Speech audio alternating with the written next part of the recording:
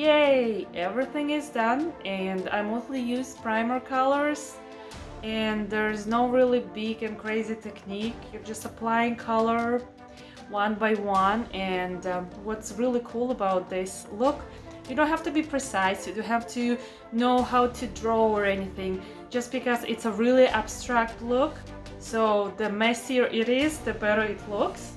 So that's why I really like it, and I think everyone can do it.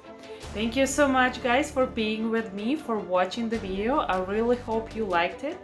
Please like and subscribe, and leave your comments below if you have anything to say about it. And so pretty much that's it. Thank you again, and I hope you see you again in next video. Bye!